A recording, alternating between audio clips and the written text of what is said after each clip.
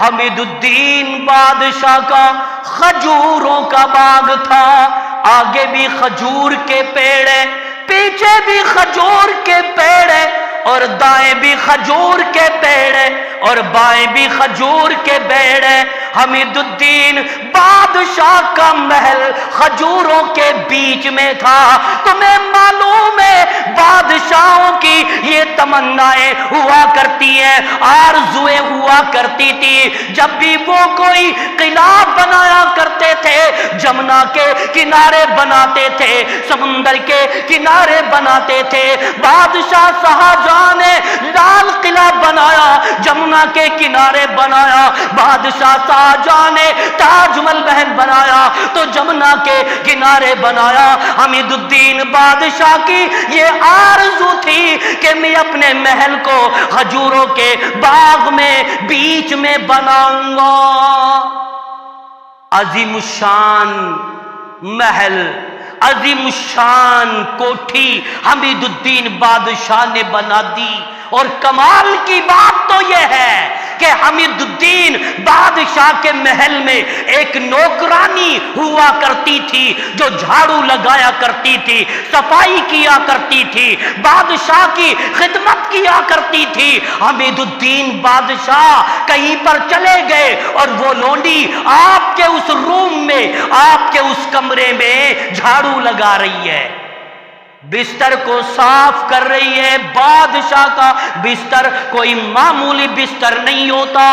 لوڈی کے دل میں یہ خیال آ گیا، غریب ماں کی بیٹی تھی، دل میں سوچنے لگی کہ یا اللہ یہ بسترا کتنا نرم ہے، کتنا عمدہ ہے۔ بادشاہ تو چلا گیا، یہاں کوئی دیکھنے والا نہیں ہے۔ وہ لونڈی بستر پہ لیٹ جاتی ہے جو کبھی ایسے نرم بستر پہ نہیں لیٹی، بستر پر لیٹی، آرام مل گیا، آنکھیں لگ گئی، ایسی آنکھیں لگی کہ بادشاہ حمید الدین واپس آیا، کمرے کا دروازہ کھولا، کیا دیکھتا ہے کہ گستاخ لونڈی بادشاہ کے بستر پر آرام کر رہی ہے۔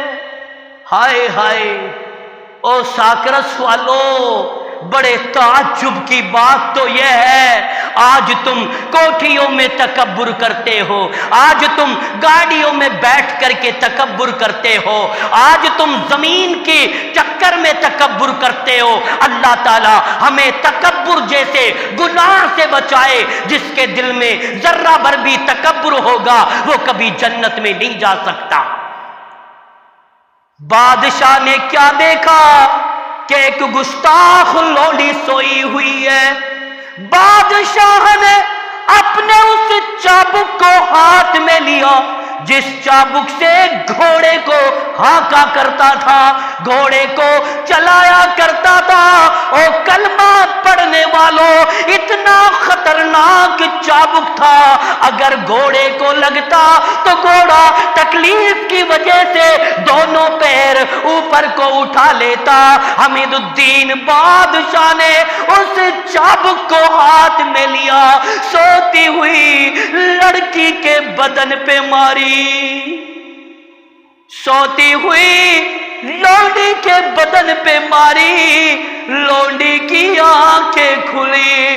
بادشاہ حمید الدین نے دوسرا چابک لگایا، اور گستاخ لونڈی، تیری اتنی جرأت کہ تو بادشاہ کے بستر پر لیٹتی ہے، آرام کرتی ہے۔ کئی چابکے حمید الدین بادشاہ نے اس کو لگائے۔ پہلا چابک لگا، آنکھیں کھلی، دوسرا چابک لگا، چہرے پہ مسکراہٹ آئی، تیسرا چابک لگایا اور ہنسنے لگی، چوتھا چابک لگا اور زیادہ کھلکھلانے لگی۔ حمید الدین بادشاہ تعجب میں پڑ گیا، کہنے لگا او گستاخ لونڈی، میں تجھے پیٹ رہا ہوں، کیا تجھے دکھ نہیں پہنچ رہا ہے؟ کیا تجھے تکلیف نہیں ہو رہی ہے؟ لونڈی لمبا لمبا سانس لے کے کہتی ہے بادشاہ جتنا درد میری ذات کو ہوا ہے، جتنی تکلیف مجھے پہنچی ہے،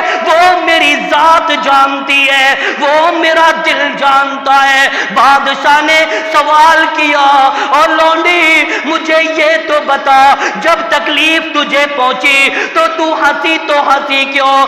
لونڈی کہتی ہے بادشاہ مجھے اتنی تکلیف پہنچی، اتنا درد پہنچا، لیکن میرے دل میں ایک خیال آیا کہ بادشاہ کے بستر پر لوٹنے والی، آرام کرنے والی تو بستر پر لیٹ گئی اور میں 10 منٹ کے لیے اس بستر پر لیٹی ہوں۔ واللہ قسم ہے اس ذات کی جس کے ہاتھ میں میری جان ہے، او بادشاہ 10 منٹ لیٹنے کی سزا مجھے اتنے چابک ملے، میں کہتی ہوں اس آدمی کی سزا کیا ہوگی جو ہمیشہ اس بستر پہ رات گزارتا ہے۔ لونڈی کا وہ جملہ سنا، بادشاہ حمید الدین کے بدن میں کپ کپی آ گئی، ہاتھ تھر تھر آ گئے، چابک زمین پہ چھوٹ گئی اور کہنے لگا اور لونڈی آج سے میں تجھے آزاد کرتا ہوں، اور لونڈی آج سے تو میری بیٹی کے سامان ہے۔ حمید الدین بادشاہ کی زندگی میں اس لڑکی کے جملے نے انقلاب پیدا کر دیا، اس لیے حمید الدین کی زندگی میں انقلاب آیا کیونکہ آپ کے دل کا ضمیر جو تھا وہ زندہ تھا۔ اور لوگوں حمید الدین بادشاہ نے فوراً تخت میں ٹھوکر مار دی، علماء کی صحبت میں رہنے لگا۔ تاریخ میں آتا ہے حمید الدین بادشاہ کا جب انتقال ہوا، روح قبض انصری کو پرواز کر گئی، ہزاروں علماء کرام حمید الدین بادشاہ کے محل میں موجود تھے۔ میرے کہنے کا مقصد یہ ہے کہ ساکرس والوں، اگر تمہارے اندر غیرت ہو، اگر تمہارے اندر شرم دی اندر ہو تو آج یہ تمہاری مسجدیں خالی نظر نہیں آ سکتی، بلکہ یہ پوری کی پوری مسجد بھری ہوئی نظر آتی۔